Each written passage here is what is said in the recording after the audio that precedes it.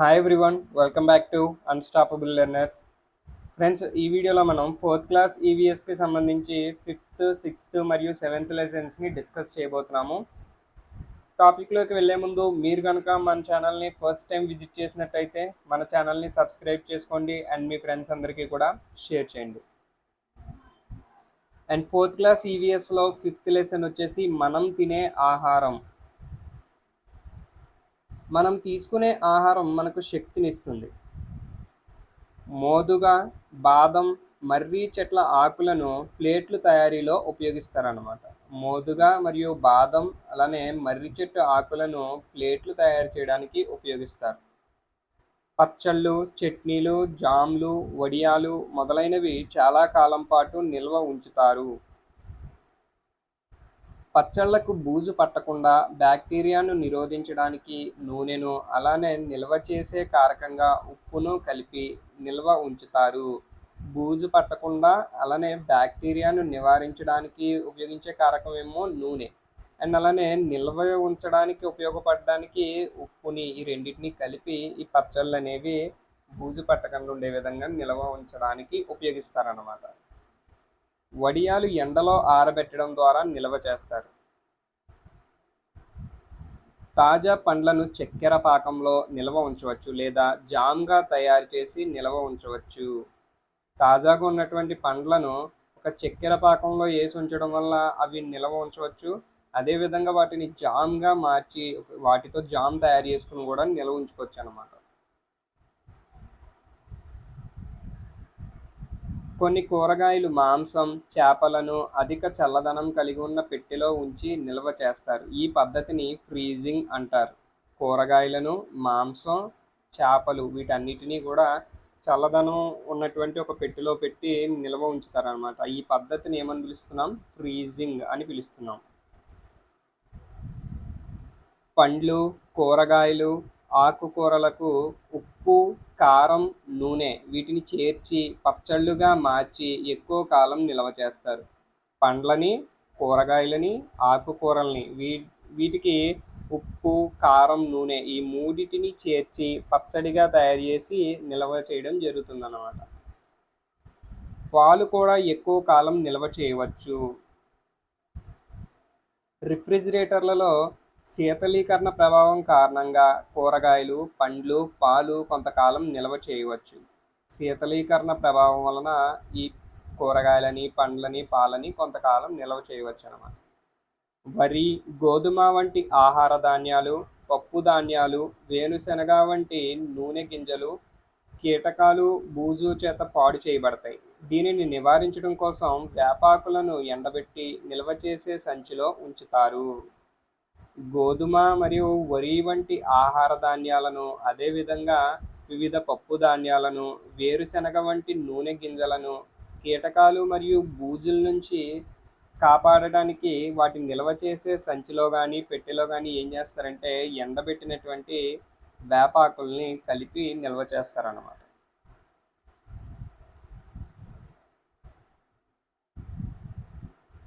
నూర్పిడి చేసిన ధాన్యాన్ని బాగా ఎండబెట్టిన తర్వాత సురక్షిత ప్రదేశంలో ఉంచడం ద్వారా నిల్వ చేస్తారు. టిన్, స్టీల్, అల్యూమినియం పాత్రలలో, వెదురుతో చేసిన పెద్ద పెద్ద బుట్టలలో నిల్వ ఉంచడం ద్వారా ఎలుకలు, చుంచులు, కీటకాల నుండి ధాన్యాన్ని కాపాడతారు. టిన్, స్టీల్, అల్యూమినియం మరియు వెదురుతో తయారు చేసినటువంటి బుట్టలు వీటిలో భద్రపరచడం వలన ఈ ధాన్యాన్ని ఎలుకల నుంచి, చుంచుల నుంచి కూడా రక్షించవచ్చు అన్నమాట. కంసాలి కొడవలి తయారు చేస్తారు. కొడవలి తయారు చేసే వ్యక్తి ఎవరు అంటే కంసాలి. అదేవిధంగా నాగలి తయారు చేసే వ్యక్తి వచ్చేసి వడ్రంగి.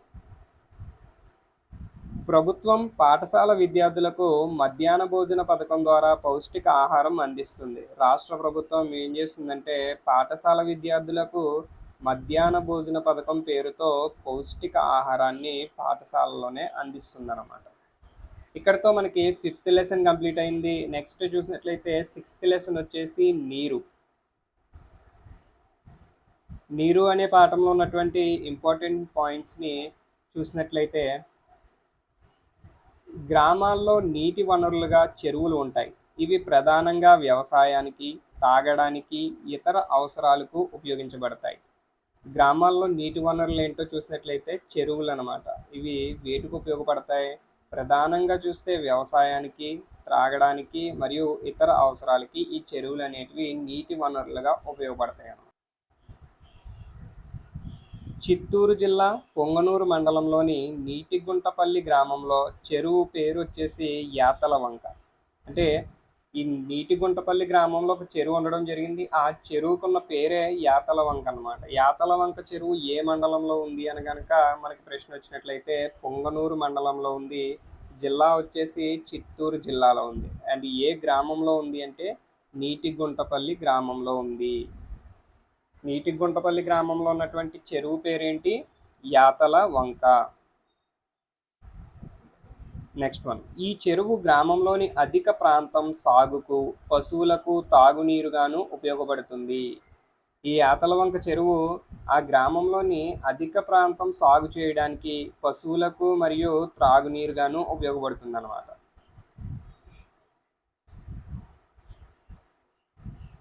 చెరువు నిర్మాణం అనేది ఒక సమిష్ట కార్యక్రమం. మొదటగా గ్రామస్తులు వరద నీటి వనరును, చెరువు నిర్మాణానికి తగిన స్థలమును గుర్తిస్తారు. వారు చెరువులు తవ్వి దానికి మట్టితో గట్టు నిర్మిస్తారు. రాళ్లతో నిర్మించిన గట్లు నీటిని నిల్వ చేయడానికి ఉపయోగిస్తారు. ఈ చెరువు నిర్మించడం అనేది ఒక సమిష్టి కార్యక్రమం అని చెప్పేసి తెలియజేస్తున్నారు. అయితే మొదటగా గ్రామస్తులు ఏం చేస్తారు? వరద నీటి వనరును, అదేవిధంగా చెరువు నిర్మించడానికి తగిన స్థలమును గుర్తిస్తారు. ఇలా గుర్తించిన దానికి వాళ్ళు చెరువును త్రవ్వి దానికి మట్టితోనూ మరియు రాళ్లతో నిర్మించినటువంటి గట్లను ఉపయోగిస్తారన్నమాట.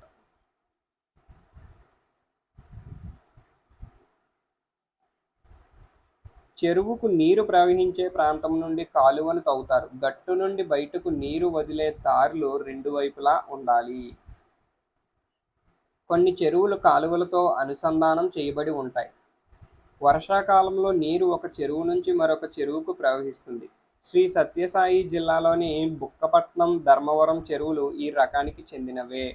శ్రీ సత్యసాయి జిల్లాలో రెండు చెరువులు ఉన్నాయి. అవి బుక్కపట్నం మరియు ధర్మవరం చెరువులు. ఈ రెండు చెరువులు ఏంటంటే ఒక కాలువతోటి రెండిటికి ఒక అనుసంధానం అనేది చేయబడి ఉంటుందన్నమాట. ఇలా అనుసంధానం చేయడం వల్ల వర్షాకాలంలో ఒక చెరువులోని నీరు మరొక చెరువులోకి వెళ్తుందన్నమాట. అదేవిధంగా నదులు నీటితో చెరువులను నింపడానికి కూడా కాలువలు తవ్వుతూ ఉంటారు. ఇటువంటి చెరువులు కృష్ణా, ఉభయ గోదావరి జిల్లాల్లో ఉన్నాయి. ఇక్కడ చూసినట్లయితే నదుల నీటితో చెరువులను నింపడానికి కాలువలు తవ్వుతారనమాట. అంటే నదిలో ప్రవహించే నీరు కాలువల ద్వారా చెరువుల్లోకి మళ్లించి ఆ చెరువులను నింపడం అనేది జరుగుతుంది. ఇటువంటి చెరువులను మనం ఎక్కువగా కృష్ణా జిల్లా, ఉభయ గోదావరి జిల్లాల్లోని చూడవచ్చు అన్నమాట. చెరువులు తవ్వి వర్షపు నీరు, నదుల నీరు నిల్వ చేయడం ద్వారా భూగర్భ నీటి మట్టం పెరిగి బావులు, బోరు బావుల్లో నీరు పెరుగుతుంది. ఈ విధంగా చెరువులు తవ్వి వర్షపు నీటిని లేదా నదుల్లో నీటిని నిల్వ చేయడం వల్ల ఏమవుతుంది? భూగర్భ నీటి మట్టం బాగా పెరగడం వలన బావుల్లో, బోరు బావుల్లో నీరు ఎక్కువగా అందుబాటులో ఉంటుందన్నమాట. చెరువుల నుండి తీసిన పూడికను పొలాల్లో వేస్తారు. అప్పుడప్పుడు చెరువుల్ని శుభ్రం చేస్తారు. ఇలా శుభ్రం చేసే పద్ధతిని మనం పూడిక తీయడం అని అంటాము. నెక్స్ట్ వన్, చెరువులో నీటిని అలాగే త్రాగితే మనకు టైఫాయిడ్, కలరా మరియు నీళ్ల విరోచనాలు వంటి వ్యాధులు వస్తాయి. చెరువులో నీరు త్రాగడం సురక్షితం కాదు. కర్మాగారాల నుంచి వెలువడే రసాయనిక వ్యర్థాలు చెరువు నీటిని మరియు భూగర్భ జలాలను కూడా కలుషితం చేస్తున్నాయి. ఫ్యాక్టరీస్ నుంచి వాళ్ళు యూజ్ చేసినటువంటి వాటర్ని ఈ చెరువులలోకి, నదుల్లోకి విడుదల చేయడం వల్ల వాటిలో ఉన్నటువంటి నీరు కూడా కలుషితం అవుతుంది అన్నమాట. అటువంటి చెరువుల నీటిని తాగిన ప్రజలకు వ్యాధులు, అనారోగ్యం కలుగుతాయి. గ్రామ పంచాయతీ వారు గ్రామీణ ప్రాంత ప్రజలకు స్వచ్ఛమైన తాగునీటి అందించే బాధ్యతను తీసుకుంటారు. గ్రామాల్లో ప్రజలకు తాగునీటిని అందించే బాధ్యత ఎవరు తీసుకుంటారు అంటే గ్రామ పంచాయతీ వారు తీసుకుంటారు. గ్రామీణ నీటి పథకాలలో భాగంగా ఓవర్ హెడ్ ట్యాంకులు నిర్మిస్తారు. శుద్ధి చేసిన సురక్షితమైన మంచినీటిని గ్రామీణ నీటి సరఫరా పథకం ద్వారా ఇంటింటికి అందిస్తారు. గ్రామ పంచాయతీ వారు గ్రామీణ నీటి పథకాలలో భాగంగా ఏం చేస్తారంటే ఓవర్ హెడ్ ట్యాంకులు నిర్మించి ఈ ఓవర్ హెడ్ ట్యాంకుల ద్వారా శుద్ధి చేసినటువంటి మరియు సురక్షితమైనటువంటి నీటిని ప్రతి ఇంటికి అందిస్తారన్నమాట. చెరువులోని నీటిని శుద్ధి చేయడంలో కొన్ని దశలు ఉంటాయి. ఆ దశలను చూసినట్లయితే చెరువు లేక నది నుండి నీరు పెద్ద పరిమాణంలో ఉండే తేర్చే తొట్టెలోకి నింపబడుతుంది. నీటిలోని ఇసుక రేణువులు కిందకు చేరతాయి. ఆకులు, చిన్న కొమ్మలు వంటివి కూడా తొలగించబడతాయి. ఈ నీటిని శుద్ధి చేసే ప్రక్రియలో మొదటి దశ ఏంటంటే చెరువు లేదా నది ఏదైనా ఒక నీటి వనరు నుంచి పెద్ద పరిమాణంలో ఒక తేర్చే తొట్టి ఉంటుందన్నమాట. ఆ తొట్టెలోకి నీరు అనేది నింపబడుతుంది. ఇలా నింపిన నీటిని ఏం చేస్తారంటే ఒక కొద్ది రోజుల పాటు అలా ఉంచడం వలన దానిలో ఉన్నటువంటి ఇసుక మరియు చిన్న చిన్న ఆకులు, కొమ్మలు ఇవన్నీ కూడా తొలగించబడతాయి. అక్కడి నుండి నీరు వడపోత తొట్టిలోనికి పంపబడుతుంది. ఇక్కడ వడపోత జరుగుతుంది. ఇక్కడ చిన్న చిన్న పదార్థాలు తొలగించబడతాయి. రెండవ దశ వచ్చేసి వడపోత తొట్టెలోకి నీటిని విడుదల చేస్తారనమాట. ఇక్కడ నీరు అనేది వడబోయబడుతుంది. దాని తర్వాత వడపోయబడిన నీరు క్లోరినేషన్ తొట్టిలోకి పంపబడుతుంది. ఇక్కడ నీటికి బ్లీచింగ్ పొడి చేర్చబడుతుంది. దీనిని క్లోరినేషన్ అంటారు. నీటిలో సూక్ష్మజీవులు చంపడానికి ఇది ఉపయోగపడుతుంది. మూడవ దశ ఏంటంటే వడపోయబడిన నీటిని క్లోరినేషన్ తొట్టిలోకి పంపిస్తారనమాట. అందులో పంపించిన తర్వాత ఆ నీటికి బ్లీచింగ్ పౌడర్ని వాళ్ళు మిక్స్ చేయడం జరుగుతుంది. ఇలా బ్లీచింగ్ పౌడర్ కలపడం వల్ల నీటిలోని సూక్ష్మజీవులు అనేవి చంపబడతాయి అన్నమాట. మొదటి దశ వచ్చేసి తేర్చే తొట్టెలోకి నీరు నింపబడుతుంది. రెండవ దశ తేర్చే తొట్టెలో నుంచి వడపోత తొట్టెలోనికి నీరు పంపబడుతుంది. ఆ తర్వాత వడపోత తొట్టెలో నుంచి మూడవ దశలో క్లోరినేషన్ తొట్టెలోకి నీరు నింపబడుతుంది అన్నమాట. క్లోరినేషన్ చేయబడిన నీరు పెద్దగా ఉండే ఓవర్ హెడ్ ట్యాంకు పంపబడుతుంది. క్లోరినేషన్ అయిపోయిన తర్వాత ఆ నీటిని ఏం చేస్తారంటే పెద్దగా ఉండే ఒక ఓవర్ హెడ్ ట్యాంకులో వాళ్ళు నింపుతారనమాట. ఓవర్ హెడ్ ట్యాంకుల నుండి పైపుల ద్వారా ఇళ్లకు నీరు సరఫరా చేయబడుతుంది. ఈ విధంగా నీరుని శుద్ధి చేసి ఓవర్ హెడ్ ట్యాంకుల్లో నిల్వ ఉంచి వారు ప్రతిరోజు గ్రామంలోని ప్రతి ఇంటికి పైపుల ద్వారా నీళ్ళు అనేవి సరఫరా చేస్తారన్నమాట. ఇందులో ఉండే దశల్ని ఒకసారి చూసినట్లయితే ముందుగా నీటి వనరు నుంచి అంటే ఏదైనా చెరువు లేదా నది నుంచి తేర్చే తొట్టెలోకి నీరు నింపబడుతుంది. తేర్చే తొట్టెలో నుంచి వడపోత తొట్టెకి, ఆ తర్వాత క్లోరినేషన్ తొట్టెలోనికి, ఆ తర్వాత నిల్వ చేయు తొట్టె అంటే ఓవర్ హెడ్ ట్యాంకుకి నీరు పంపబడుతుంది అన్నమాట. చివరిగా ప్రతి ఇంటికి పైపుల ద్వారా నీటిని సరఫరా చేస్తారు. నెక్స్ట్ వన్, శుద్ధి చేయని నీటిలో హానికర సూక్ష్మజీవులు ఉంటాయి కాబట్టి కాచి చల్లార్చిన నీరు త్రాగాలి. శుద్ధి చేయకుండా మనం నీటిని కనుక తాగినట్లయితే దానిలో హానికరమైనటువంటి సూక్ష్మజీవులు ఉంటాయి. అందుకనే మనం నీటిని కాచి చల్లార్చిన తర్వాత త్రాగాలన్నమాట. ప్రభుత్వం రైతులతో నీటి వినియోగదారుల సంఘాలను ఏర్పాటు చేసి వారికి చెరువుల నిర్వహణ బాధ్యతను ఇచ్చింది.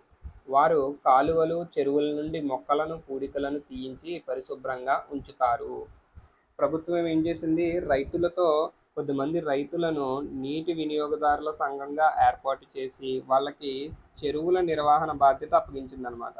అంటే వాళ్ళు ఏం చేస్తారు, చెరువుల నుండి మొక్కలను, పూడికలను తీయించి చెరువులు ఎప్పుడు కూడా శుభ్రంగా ఉండే విధంగా చూస్తారన్నమాట. చెరువుల్లోని మట్టి నిక్షేపాలను పొలంలో వేస్తారు. దీనితో చెరువులో నీటి మట్టం పెరుగుతుంది. తక్కువ వర్షపాతం, నీటి దారులు మూసివేయడం చెరువులు ఎండిపోవడానికి ముఖ్య కారణం. తక్కువ వర్షపాతం రావడం, అదేవిధంగా నీటి దారులు మూసివేయడం అనేవి ఎక్కువగా చెరువులు ఎండిపోవడానికి కారణమవుతున్నాయి అన్నమాట. నీరు ఆవిరిగా మారే ప్రక్రియను బాష్పీభవనం అని అంటాం. నీరు ఆవిరిగా మారే ప్రక్రియను ఏమంటాం, బాష్పీభవనం.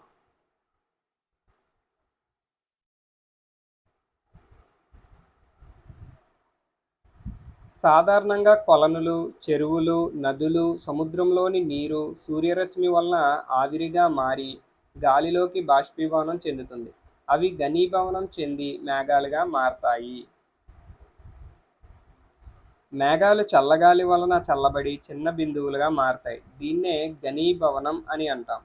మేఘాలు చల్లగాలి వలన తగలడం వలన ఏమవుతాయంటే చల్లబడి చిన్న చిన్న నీటి బిందువులుగా మారతాయి. దీన్నే ఘనీభవనము అని అంటాం. నీటి చుక్కలు మేఘాల నుండి కిందికి రావడాన్ని వర్షం అని అంటాం.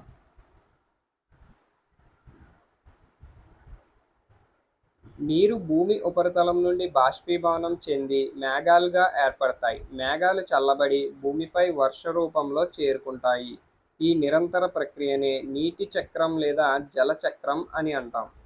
ముందుగా నీరు భూమి ఉపరితలం నుండి బాష్పీభవనం చెంది మేఘాలుగా ఏర్పడుతుంది. ఈ మేఘాలు చల్లబడి భూమిపైకి చేరుకుని వర్ష రూపంలో నీటిగా మారుతాయి అన్నమాట. ఈ ప్రక్రియనే మనం నీటి చక్రం లేదా జల చక్రం అని అంటాం. నీటికి పదార్థాలను కరిగించే గుణం ఉంటుంది. ఉప్పు, చక్కెర నీటిలో కరిగిపోతాయి.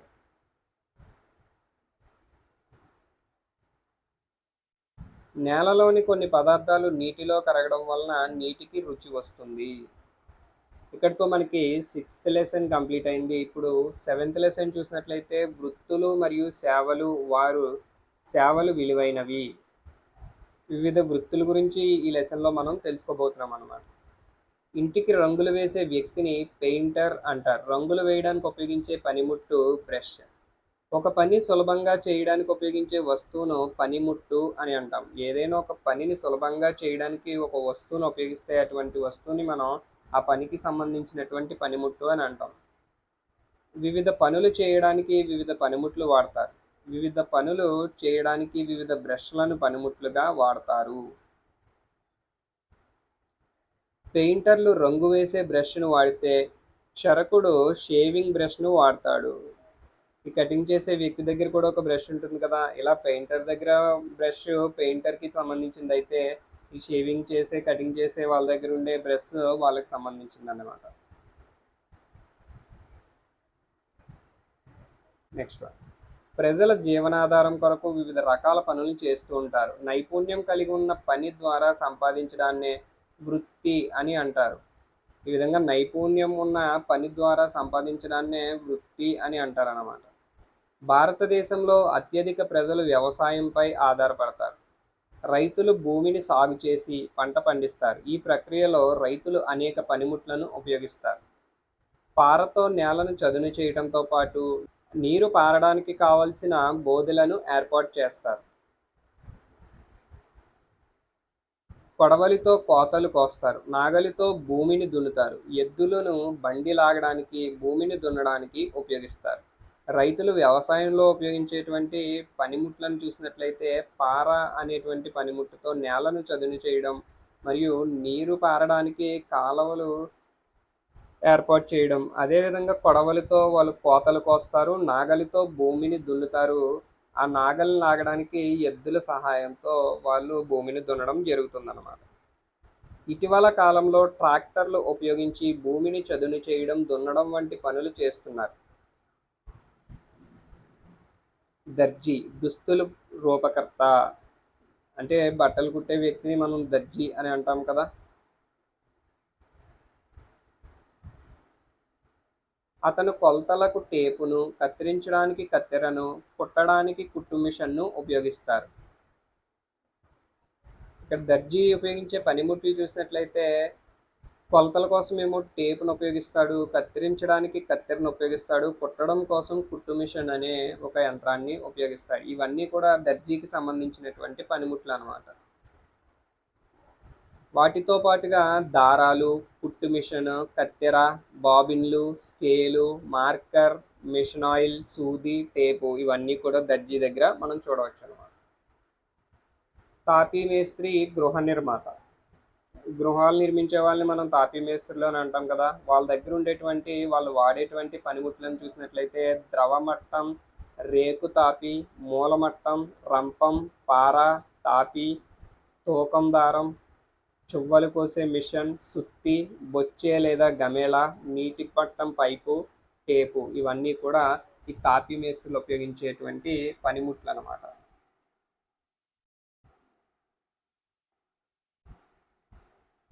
రైతులు తాము పండించిన కూరగాయలు హోల్సేల్ మార్కెట్కు తీసుకుని వస్తారు. అక్కడి వ్యాపారులు రైతుల నుండి కూరగాయలు కొని చిరు వ్యాపారులకు అమ్ముతారు. వ్యాపారులు వాటిని వీధులలో అమ్ముతారు. ముందుగా రైతులు తాము పండించిన కూరగాయల్ని హోల్సేల్ మార్కెట్కి తీసుకెళ్ళి అక్కడ వ్యాపారులకు అమ్ముతారనమాట. ఈ వ్యాపారులు ఏం చేస్తారు, రైతుల దగ్గర కొన్న వాటిని చిరు వ్యాపారులకు అమ్ముతారు. ఈ చిరు వ్యాపారులు ఏమో ఇంటింటికి తిరిగి వాటిని వీధుల్లో అమ్ముతూ ఉంటారన్నమాట. కుండలు తయారు చేసే వ్యక్తిని కుమ్మరి అని అంటాం. కుండ తయారీ పద్ధతిలోని దశలు చూసినట్లయితే మొదటిగా మట్టిని తేవడం, నీటిలో తడిపి కాళ్ళతో తొక్కి మెత్తగా చేయడం. ముందుగా మట్టిని తెచ్చుకుని దాన్ని నీటిలో తడిపి కాళ్ళతో తొక్కి మెత్తగా తయారు చేస్తారన్నమాట. మెత్తగా అయిన మట్టిని కొమ్మరి చక్రంపై ఉంచి దానిని కుండ రూపంలో మలచడం. ఈ మెత్తగా చేసినటువంటి మట్టిని ఏం చేస్తారట, కొమ్మరి చక్రం మీద ఉంచి దానికి ఒక కుండ ఆకారం, కుండ రూపం వచ్చేలాగా చేస్తారన్నమాట. కొమ్మరి చక్రంపై రూపొందించిన కుండను ఒక చెక్క ముక్కతో సున్నితంగా వత్తి సరైన ఆకారంలో తేవడం. ఈ నాలుగొక్క దశ ఏంటి, కొమ్మరి చక్రంపై ఉన్నటువంటి కుండకి చెక్క ముక్కతో సున్నితంగా ఒత్తుతూ దాన్ని ఒక సరైన ఆకారంలోకి తీసుకురావడం అన్నమాట. కుండను ముందుగా నీడలో ఆరబెట్టి ఆ తర్వాత ఎండలో ఆరబెడతారు. ఇది మనకి ఇంపార్టెంట్ పాయింట్ అండి. ముందు నీడలో ఆరబెట్టి ఆ తర్వాత ఎండలో ఆరబెట్టాలి. కుండ తయారు చేసే పద్ధతిలో మనకి ఇంపార్టెంట్ పాయింట్ ఉంది అంటే అది ఇదనమాట. ముందు నీడలో ఆరబెట్టాలి, నీడగున్న ప్రదేశంలో, ఆ తర్వాత ఎండలో ఆరబెట్టాలి.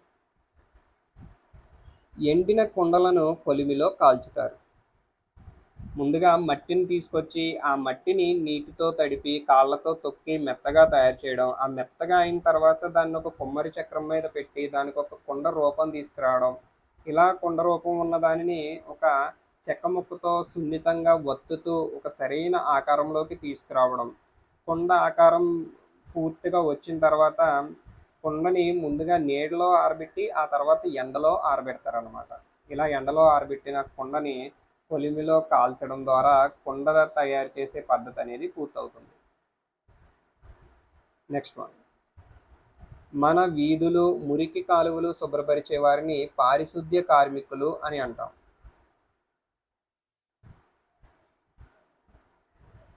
పారిశుద్ధ్య కార్మికులు వారి పనుల ద్వారా మనల్ని అనేక రోగాల బారిన పడకుండా కాపాడుతున్నారు. బెజవాడ విల్సన్ భారతీయ సమాజంలో వెళ్లుకున్న సామాజిక సమస్యలపై పోరాడుతున్న మెగసెసే అవార్డు గ్రహీత సామాజిక ఉద్యమకారుడు. ఈ బెజవాడ విల్సన్ అనే వ్యక్తి మెగసెసే అవార్డు గ్రహీత అన్నమాట. ఈయన ఒక సామాజిక ఉద్యమకారుడు. పొడి మరుగుదొడ్లలోని మానవ విసర్జితాలను శుభ్రం చేసే పారిశుద్ధ్య కార్మికులకు వృత్తి నుండి విముక్తి కలిగించడానికి, పునరావాసం కల్పించడానికి ఆయన కృషి చేశారు. ఈ బెజవాడ విల్సన్ అనే వ్యక్తి వీళ్ళ కోసం కృషి చేయడం జరిగిందనమాట. మరుగుదొడ్లు శుభ్రం చేసే పారిశుద్ధ్య కార్మికుడు కొడుకు అదే వృత్తిని చేపట్టవలసిన అవసరం లేదు. వారికి స్వేచ్ఛను, సమాన అవకాశాలను ఇవ్వనట్లయితే సామాజిక విభజనను ప్రోత్సహించిన వారు అవుతాము అని బెజవాడ విల్సన్ అంటారు. నెక్స్ట్ వన్, గాంధీజీ పరిశుభ్రత దైవ కార్యం వంటిది అన్నారు. పరిశుభ్రత దైవ కార్యం వంటిది అని అన్న వ్యక్తి ఎవరు అంటే గాంధీజీ. బట్టలు ఉతికి ఇస్త్రీ చేసేవారిని చాకలి లేదా రజకుడు అని అంటాం.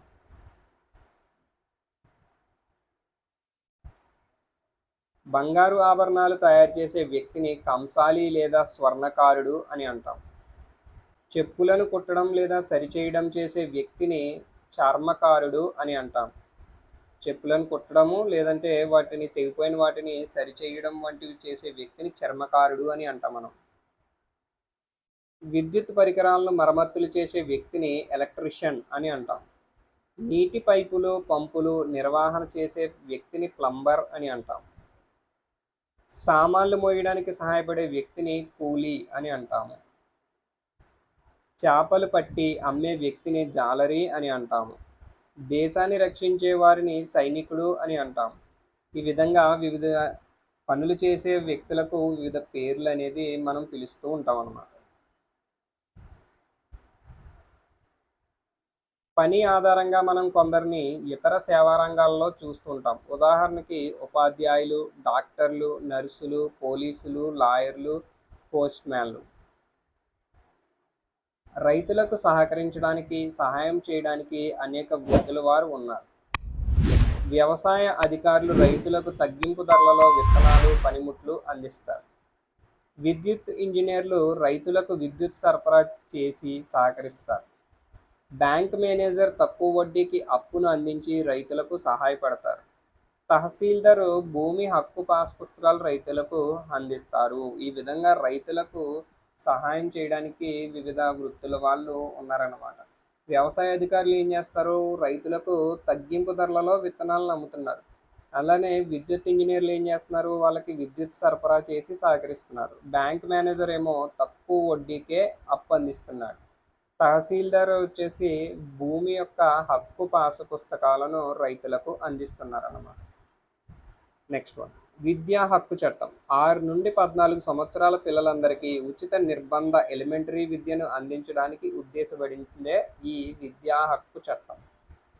ఈ విద్యా హక్కు చట్టంలో భాగంగా 6 నుంచి 14 సంవత్సరాలు నిండిన పిల్లలందరికీ కూడా ఉచితంగా నిర్బంధమైన ప్రైమరీ విద్యను అందించాలి. విద్యా హక్కు చట్టం అనేది ఏప్రిల్ 1, 2010 నుండి అమల్లోకి వచ్చింది. సో ఇది ఫ్రెండ్స్, ఈ వీడియోలో మనం 4th క్లాస్ ఈవీఎస్కి సంబంధించి 5, 6, 7 లెసన్స్ అనేది డిస్కస్ చేయడం జరిగింది. ఈ వీడియో కనుక మీకు యూస్ఫుల్గా అనిపించినట్లయితే లైక్ చేయండి, మీ ఫ్రెండ్స్ అందరికీ షేర్ చేయండి అండ్ మర్చిపోకుండా మన ఛానల్ని సబ్స్క్రైబ్ చేసుకోండి. Thank you for watching.